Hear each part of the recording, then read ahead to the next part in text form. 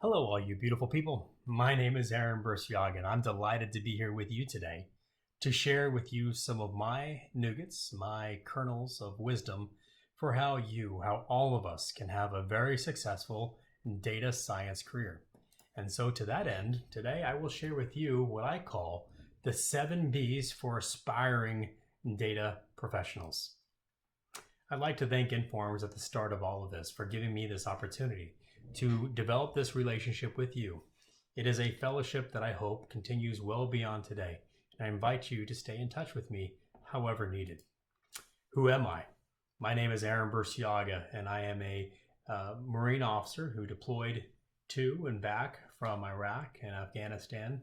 I graduated from the Naval Academy and the Naval Postgraduate School, and there I had my first applications of operations research, analytics, artificial intelligence, and machine learning. And my analyses have transcended war rooms to boardrooms in government and commercial on orders of magnitude of billions of dollars. And so today I am the Senior Director for Analytics and Artificial Intelligence at ECS Technologies, where we are affecting some of the most important defense and government contracts where artificial intelligence and machine learning are impacting our most important affairs of national security and national prosperity. And prior to that, I was a global operations director at places like HCL Technologies and Accenture in analytics and AI. And I've also been vice president of artificial intelligence at Booz Allen Hamilton. I've also worked in the startup scene. But most importantly, I live happily in Virginia with my wife and my 3 daughters who keep me very entertained and very grounded, but also very happy. Let's go on to talking about how do you and how do we succeed?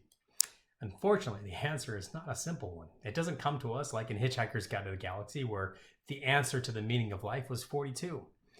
The answer today isn't 42, and neither is it anything like quantum adiabatic computing with monkeys in space. It's nothing so contrived, and it's nothing so esoteric as that.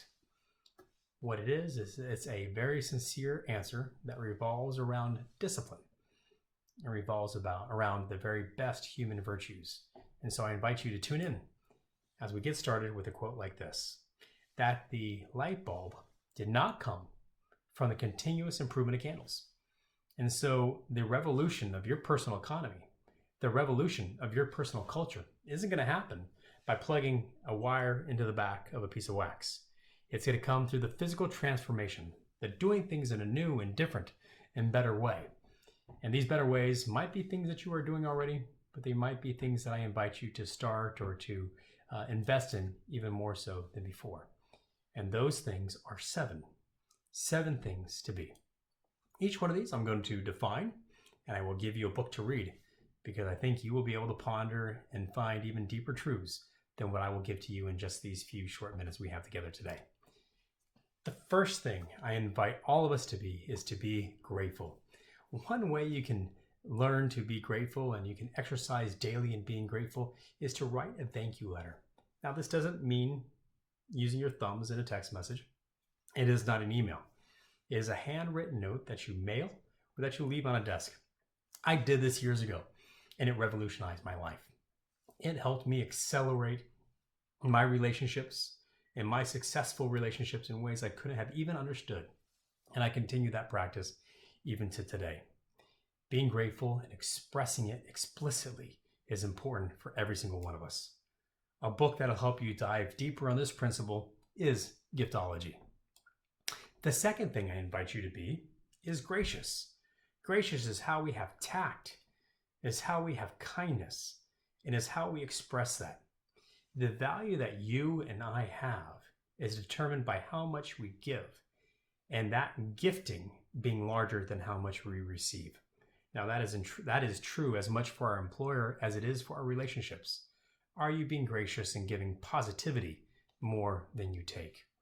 A book that'll help you understand that better than I just described is The Go-Giver. Truly an excellent read. The third thing I encourage all of us to be is smart. And I acknowledge that all of us are born with a sort of IQ, but there is some effort we have to put in to develop our emotional quotient and our adaptability quotient.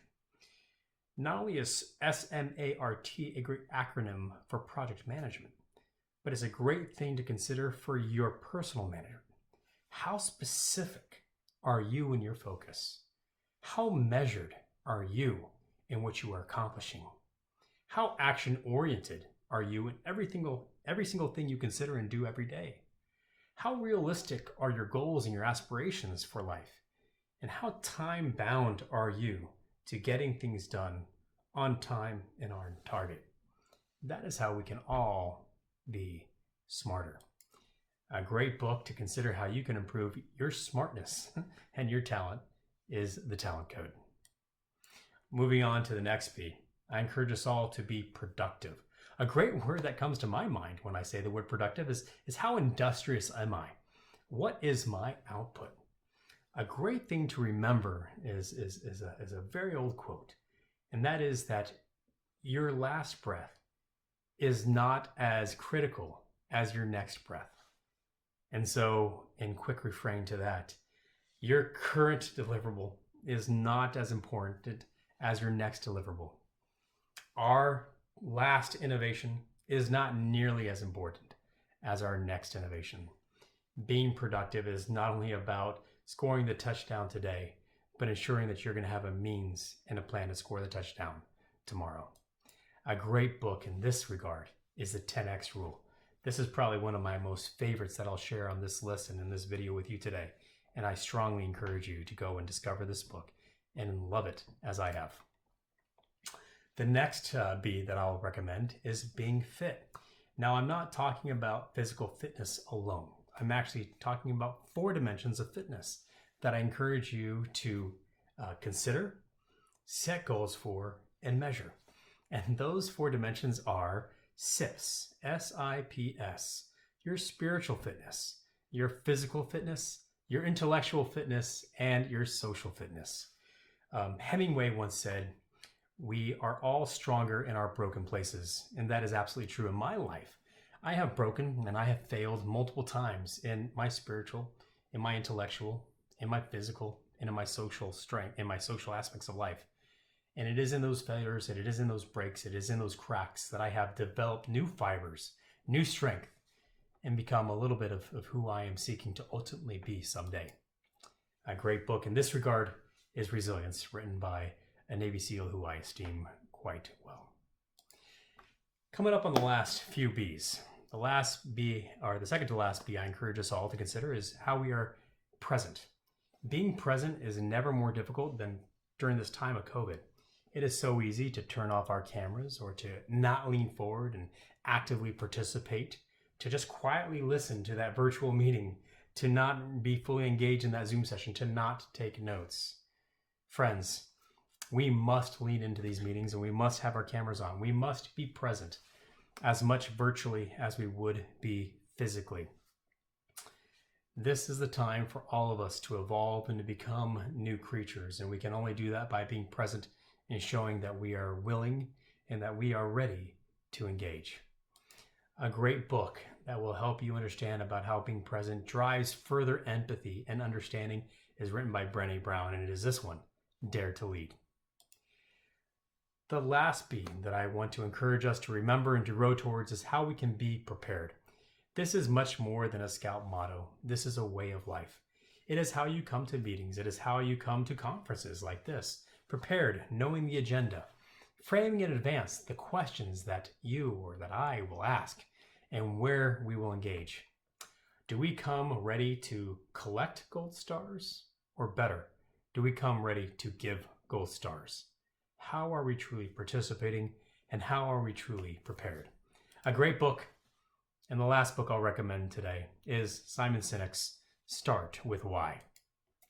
So friends, I've covered 7 B's. They have been how you can be grateful, gracious, smart, productive, fit, present, and prepared. I think through all of these, you have probably heard me emphasize the need for devotion, the need for discipline. I want to share with you that I know strongly, I can witness to you that the universe loves effort. The universe rewards effort. And if you can be these 7 things, you will be well on your way to demonstrating the sort of effort that is necessary to truly succeed and lead. My name is Aaron Burciaga. It's been great to get to know you. And like I said at the beginning, I hope we can continue this fellowship long after today. This is my contact information at my work. Reach me at aaron.burciaga@ecs.com. Let's connect on LinkedIn or even follow me on Twitter. Happy to take your DMs there as well. And folks, like I've said, and I hope you have felt and heard before, I'll emphasize again, we all must be the change so that we can lead the change. Thank you so much.